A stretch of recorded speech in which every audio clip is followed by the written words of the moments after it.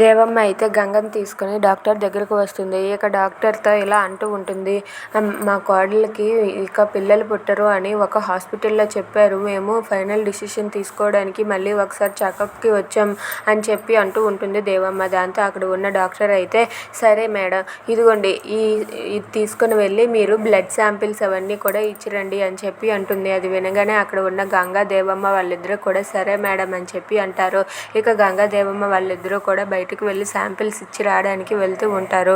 ఇక డాక్టర్ దగ్గరికి మళ్ళీ అయితే ఆ డాక్టర్ దేవమ్మని పిలుస్తుంది. ఇక దేవమ్మ రాగానే డాక్టర్ ఇలా అంటూ ఉంటుంది.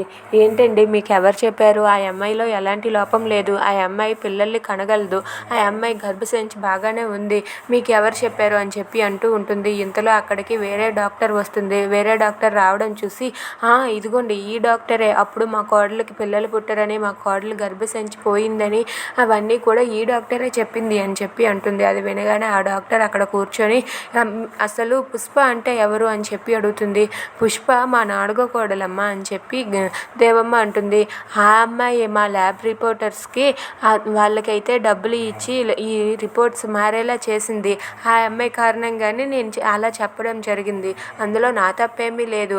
ఆ అమ్మాయే రిపోర్ట్స్ మార్చింది డబ్బులు ఇచ్చి అని చెప్పి అంటూ ఉంటుంది. అది వినగానే అక్కడ ఉన్న దేవమ్మ ఒక్కసారిగా షాక్ అయ్యి అలా ఉండిపోతుంది.